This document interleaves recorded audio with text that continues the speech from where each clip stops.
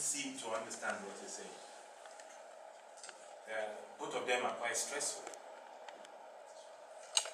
But then, I've learned over the while that if you don't know what God is saying, do nothing. So I'll tell you a little story, and then we will pray. I said to myself, I'm going to talk today about baptism, to tell all of us who are baptized the meaning of what has happened to us, and to say to those who are not baptized why they should. So when I woke up this morning and I got restless about the message, I was thinking that it is because maybe I have not prepared enough. Maybe the Lord wants me to do more work on my notes. So I started working on my notes. I came into that place, I stood there, and I was still that restless thing with me. I know it's about the message, and I was thinking, Lord, maybe, again, enough work has not been done. I actually told my friend, I said, I'm not on my game. Something is dodgy. So he said, he understands. So I took a walk, came back, look at my notes. I've prepared a 5-point sermon, one of the best. I look at it, polish it again, but then the restlessness stays. So I started saying, Lord, please help. And so he spoke. And I think it's not just preaching, I think it's a message for New Covenant Church, Cheltenham. So if anybody asks me, I will be saying that I am preaching today prophetically. So let's start from a little bit of what I prepared about baptism. What is baptism? Why should we be baptized? I'm going to go through my development with you, so we'll develop together. You want to take a short journey with me? Yes. We develop together. What is baptism? Baptism, we all know, the immersion of a man in water and we bring him out. It is like a symbol of death and resurrection. It is when a man has made up his mind to walk with Christ, is baptized, brought out of the water, like I said earlier on, dead to his old self, a new man. So important to the first church, they don't miss it. You will see, busy as they were in the Acts of the Apostle, immediately people get born again, what do? They baptize them. Actually in Mark 16, it talks of whosoever believe and is baptized, which means they are consequent upon each other. You believe the Lord, you are baptized. So I was thinking, yeah, good. I'm baptized and I know the meaning of it. What does it mean? It means to the Lord, Lord, I'm giving my heart to you. It proclaims to the world, I'm dead to you, alive to Jesus. And he says to the enemy, you can touch me no more, for I now belong to Jesus. What did I say? To the Lord, dear Father, I'm yours. To the world, I'm dissociated from you. And to the enemy, you can touch me no more. And so there are types, I want to rush this, types of baptism too in the scriptures that explains it a little bit better. We'll take a little travel through the scriptures, bear with me, and then we'll go to the prophetic message I believe the Lord has given to me. In Mark 16, like I said earlier on, the Bible says, whosoever believes and is baptized shall be saved. But whoever does not believe will be condemned. So there is essential to be baptized. In Acts chapter 2, verse 41, the Bible says, so those who receive his word were baptized. This is the Acts of the Apostle. You receive the word of God. What is the next thing? You are baptized. And they were added that day about 3,000 souls. I've wondered, how many of them were there in our parable? About 120 of them. 120 of them. And how many people got born again first day? We just read it. How many? 3,000 souls. 120 to 3,000. One man preached. It would have been a very big job for them. But I bet what they were doing is, baptism was so important. You baptize somebody and you say to him, wait, what have I just done to you? Do it to somebody else. So they were turning people into ministers almost immediately. Ministering baptism to each other. They do not want to be too much of a gap between the time you give your heart to Jesus and the time you announce yourself to the world and to the enemy. Notice again, you give your heart to Jesus, boom, and what happens? You are dunked into the water. You announce to the world, see, I'm baptized. I'm cut off from you. You announce to the enemy, see, you no longer can touch me. They do it just like that. They do it like that, and there are spiritual importances to it. Notice what Moses said to them at the edge of the Red Sea. He said, fear not. Anybody ever read that before? Exodus 14:13. He said, fear not, stand firm, and see the salvation of the Lord, which he will work for you today. For the Egyptians whom you see today, you shall never see again. Why did he say so? He said it prior to their baptism. Listen to this. Prior to their baptism in the Red Sea. They've been coming. They have been taken out of bondage. What happens to you when you become born again? And they are going to pass through the Red Sea. And Moses is making a prophetic utterance. That as you pass through this Red Sea today, the Egyptian you see today, you will never see again forever. Which means, when you get born again and you are baptized, there should be a separation between you and the Egyptians that used to keep you in bondage before baptism. Do you know, when Isaiah was talking to them later on about looking for help in Egypt, he told them they should never go back there again. There should be no meeting of superiority between Israel and Egypt again forever. If you meet as equals, or you meet with Israel with the upper hand. They will never, never, never enslave you again, because what it means is, when you go into the water, their superiority is broken, isn't it? And you come out superior. They can't touch you anymore. All the army of Pharaoh that followed Israel to the Red Sea, what happened to them? They died in the Red Sea. You come out clean and free from complete baptism. I'm rushing this, bear with me, because I have my important message to the church of Cheltenham. Now, when you look at this issue of baptism purifying, which is what I'm talking about, it purifies you and it sets you free. You will see the flood experience. You remember the flood? The flood of Noah. The whole world was enslaved then. If you read the scripture closely, you will see, when the sons of God saw that the daughters of men were fair, they took them as wives, which means demons were taking over humanity. When a demon take a female human being as a spouse, they will bring forth what? Half caste. The offspring will be what? Half caste, half demon, half human. The intention of Satan then was to bastardize humanity. So when all of human race is half demon and half human, can God punish humanity anymore? And so Satan will be saved because of his co-joining with humanity. But Noah was not half caste. He was a thoroughbred human being. God therefore did what? He took out Jonah and he baptized the whole world in the flood. What happened then?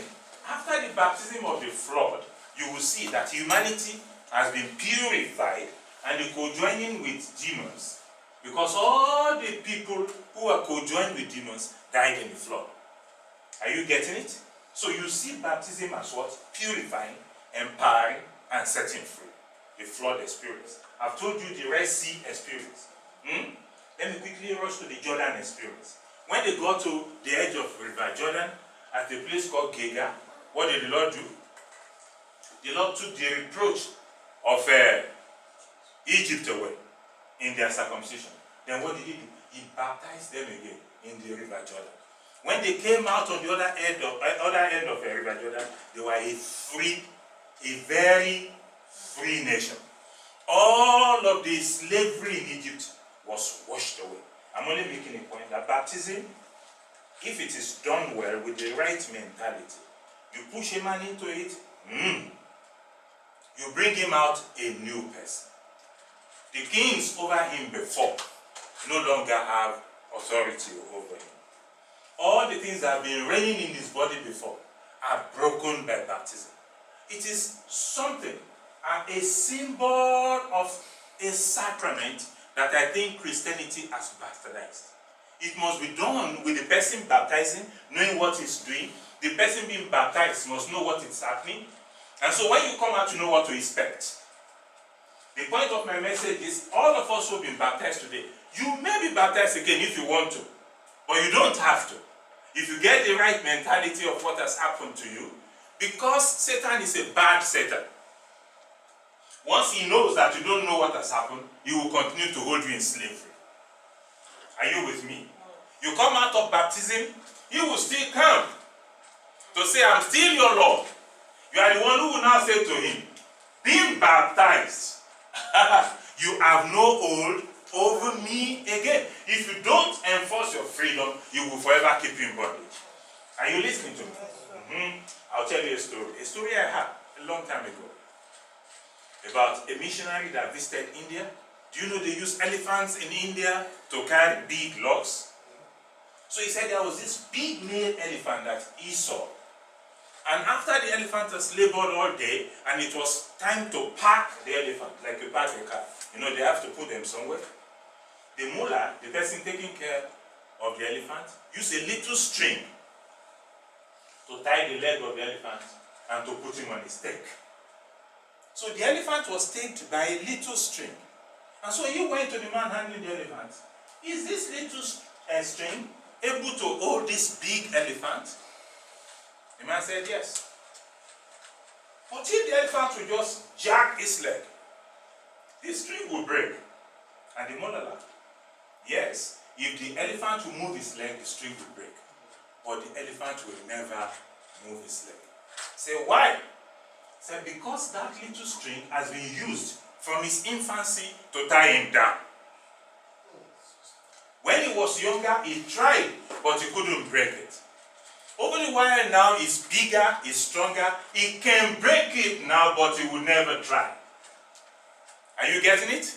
The elephant is now tied down, not by the string, but by his mentality and his understanding. Can you imagine a little winny teeny elephant? They start when the elephant was young. Tie it with a string that was stronger than. He pull it, but the string is not giving. After a while, the elephant stops to struggle, isn't it? And there he stays. Now he's growing bigger.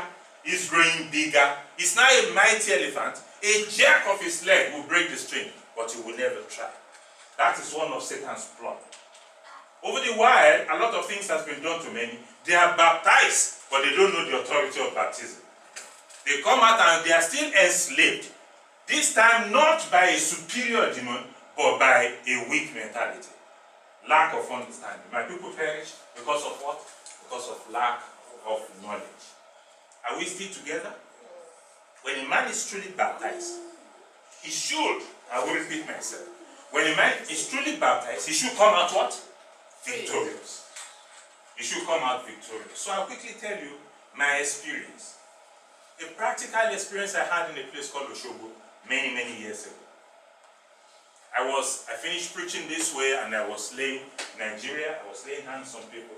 I used to do something there. Whenever people come forth to be prayed for, I ask them to be on a straight line. And I keep on putting my hand on them, one after the other, until I got to this woman with a protruding belly. Obviously, she was pregnant.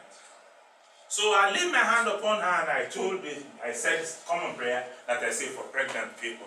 I say, on the day you bring forth, you will be like the Israelite that you are. You'll be stronger than Egyptian women, and God will deliver you safely in Jesus' name. So I left, but she didn't move. She stood there. So I had to go back to her. I said, baby, what's the problem? I finished praying. Believe the Lord. He said, sir, you prayed simply because you did not know that I've been having this pregnancy for 29 years. Now I knew. Even I knew this will call for special prayer. I knew that that little thing about Egyptian women and Israel women may not work here. So I was setting my mind for a struggle. But as usual, I went to God and said, Lord, if she's been carrying this pregnancy for 29 months, what should I do? You know what the Lord said to me? I'm talking of an incident of 20-something years ago. The Lord said, baptize her. It was funny because He's never said that to me before. So I went to her and said, get ready on Monday. I'll take you to the river and I will baptize you. Actually, I don't know why she believed me, because she said she's been to many, many places, but nothing happened. And even I didn't know what would happen. All the Lord said to me is to baptize her. I did not know what I'm trying to teach you today then. So I took her to the river. I laid my hand in the river, and I said, Lord, the earth is the Lord, and the fullness thereof. This river belongs unto the Lord. And since the Lord wants to use it for deliverance, Lord, I yield. That's all the prayer I prayed. Took the lady into the water, dunked her in the water, brought her out of the water. No angel flagged their wings. No voice came from heaven. We went home.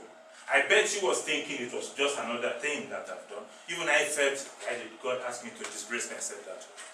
She did. There was no sign of labor. She left home. I went home extremely humbled. Baptized, so I did. But 2 weeks later, a baby girl came forth. 2 weeks later, a baby girl came forth. It was the talk of the town in the city then. People wanted to see me. I actually had to go into hiding. Because she was a popular woman, people knew about the pregnancy. They wanted to see the pastor who did the miracle. But I'm confessing here, I didn't do jack. All I did was I obeyed. He said, dunk her in water. I dunk her in water. When the baby came forth, the hairs were fully formed. Everything, the hair on the head of the baby, fully formed. I've never seen anything like that before. And people say, teeth, the lower teeth, were already showing signs of coming forth. She's been there in that woman for that long. And God did it. But as I studied the scriptures, I realized, yes, she says she's been everywhere. People have prayed for her. But then, the lords that were enslaving her did not die in a Red Sea. And when we took her to that river that day, and we dunked her in the water, I perceived in the spiritual, her Egyptians sank in the water, and she came out free. The baby's Egyptian sank in the water, and the baby came forth 2 weeks later. You go there, ask the question, people will tell you of this story. On the day of the christening of the child, I sent one of my co-workers there, because I know the press will be there to see me. And if you know me, I don't like my face in newspapers. So I sent a brother there who said people were there asking, are you the pastor? Are you the pastor? And he was telling them, they thought, but is there anything great in me? There's nothing. But there's power in obedience. There's power in obedience. We did it. And that is why I'm saying, since you are baptized, stand up in your most holy faith. Get an understanding of what has happened to you. The enemy will always try. But it's so amazing how fast he runs when his son rebukes him. I will repeat myself. If you don't rebuke him, he reigns. If you do not resist him, he reigns.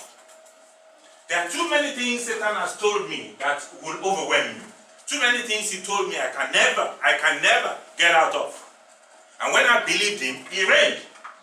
But when I learned how to stand up in my most holy faith, to say, no, thus saith the Lord, he stops.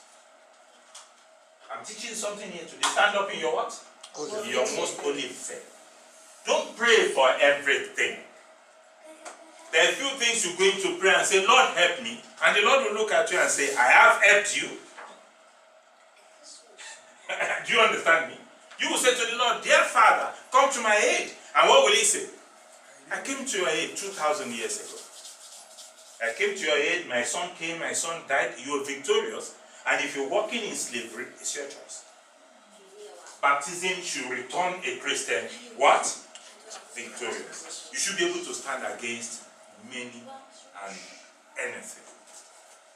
So now I will just link it in a short while to the experience here. So I was thinking, well, this is a good message about baptism. Why is the Lord not satisfied? And God is telling me that He's not so concerned about you guys here, about the many outside there that are in bondage, who you should baptize. That's why I felt like crying. I felt the Lord was saying, this message about being free shouldn't be preached to you guys. You're supposed to be the people preaching it to others. So I didn't link it. It was pointing me to the harvest indeed is plenty, but the laborers are few. So I stood there and I was saying, Lord, are you sending us outside to start getting people and dunking them in water? He said, no. I said, dear Lord, you telling me that the harvest is plentiful, but the harvest in this area is not ready. I felt the Lord was asking me why. He said, they don't even speak English.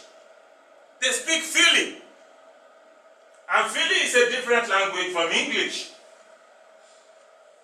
I have no problem talking to anybody here in America if they speak English. My problem is hearing what they're saying. They use words that are not in the dictionary, and I don't understand it. How can I communicate with them? I was trying to say to the Lord the difficulty of evangelism in a place like this, being a foreigner.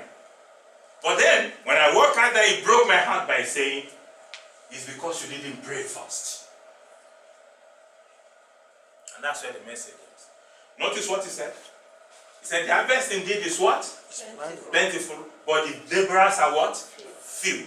He didn't say, therefore, jump out and talk to them. Did He say so? What did He say afterwards? He said, therefore, pray. Pray. You know the heartbreaking part of it? Hey, you will remember this. When men get born again and they never backslide, you will remember this. When men get born again and they get into church and they are on fire, you will remember this. You will. Do you remember it? When people come to church and they are the ones begging the pastor, what can I do? What can I do? Can I clean the floor? Can I wash the toilet? I need to do something. What makes their heart so full of fire then? And we are so lacking in fire now. Can I tell you why? There's a difference between a child that is born by prayer and a child that just comes. The church is waiting latently. We're looking for children that will just come. Children that just come does not abide. If we're going to have the kind of children eternity is expecting us to have, we've got to kneel down and pray. God is talking about kneeling down for the salvation of men. Praying until the soul gets born. And I felt what we should do today is, all of us here bow our knees and call for our first family. Dear Lord, when you have a name of a person that should be saved, there should be a pool of prayer where you can drop that name. And say, I got a sister. And men are going to call their names and they are going to break all chains and they are going to pray until they become born again. Such children, they never stray. Are we there? Mm-hmm. And this is the kind of job I think God wants your church to do. I'm so sure, as I'm sure that I'm standing here, that this message is for you guys here. For in this room right now, thousands are present. Huh? How many people do you know? How many people do you know, Ken? Who needs to be saved? How many? If we put all of the people we know together, who needs to be saved? We can't take them here. This place is too small. They're there, we're here. And we are hoping that one day they're just going to walk in. If they just walk in because of our good programs, they're going to walk out when there's a better program somewhere else. But if we kneel down, we start to call their names and start to say, dear Lord, save them, save them, save them. Two things will happen. By doing that, you will live in your own baptism first. But you won't do it if you're enslaved. Can I repeat myself? The legacy of your own baptism will come forth. You don't need to say, I'm enforcing my baptism. It's enforced. When you are involved in the work of the Father. Listen. You heard me say this about almost 30 years ago, that stagnant water will always what? Smell. A river maintains its purity by its movement. If you are stagnant in Christianity, you are smelling. Perhaps you are the only person who can tell your stench. If all you've been doing is the same thing you've been doing for the past 10 years, you are stinking. It's time for folks to kneel down. We have close people. Do you want them to go to hell? Folks who are so close to us, people, and they will go to hell if they die in their sins. And your love won't matter them. So let's spend our love for our beloved ones now. Let's begin to call on them. Families, you know. And I'm not saying this so that this church will be large. Even if we don't have the number, if they end up going to other churches, our names will be written somewhere as the people who caused by our prayer their salvation. We need to begin to bring forth children unto eternity. Like I said earlier on, I'm so sure of this, as I'm sure that you guys are here with me. And anybody who knows me, I don't talk with this level of shouts and intensity unless I'm passionate about something. I'm so passionate about it because I know what God said. He said we should begin to bath children into the kingdom. We need to begin to do what? Bath children into the kingdom. We need to do it. We need to begin to adopt them and pray for them. And pray for them. Initially, when you look around and the Bible says the harvest is plenty, you will say, where is it? Do you know how you're judging it? You're judging it by the unwillingness of the people. The people will remain willing until the days of his power will come. And the days of his power will not come until saints kneel down. Shall we pray?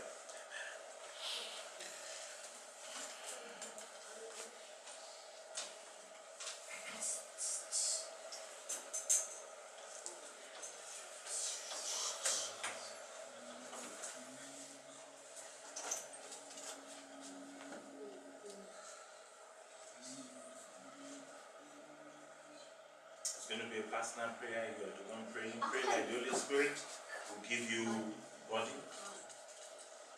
But like I said here, there are so many people in this room right now. Some of them are in pubs. Some of them are on drugs. Some of them are wasting their lives by substances. So many people represented here today. We have youth in this room right now. We have adults in this room right now. Folks scattered everywhere. All over the nations, people are represented here now. And shouting at them won't work. And criticizing them won't work. But God is saying, therefore let us pray. Pray that the Lord of the harvest will send harvesters into his vineyard. The harvesters are not the focus. The harvesters are necessary so that the harvest will not be wasted. Because beyond when the harvest is ripe is when the harvest becomes spoiled. That is it. Beyond being ripe, the harvest becomes spoiled.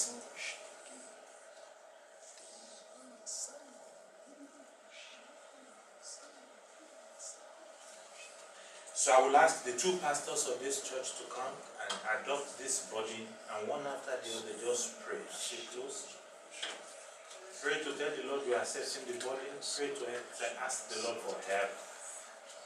Because I perceive that what God is asking this church to be is a mission church. It's not going to be just another ordinary church waiting for people to just come in. You will pray for souls. You will find yourself adopting cities. You find yourself adopting nations. And don't look at the days of humble beginning. With our eyes, we'll see it come to pass. We've got folks in here that we are representing. We've got guys here whose salvation depends on us.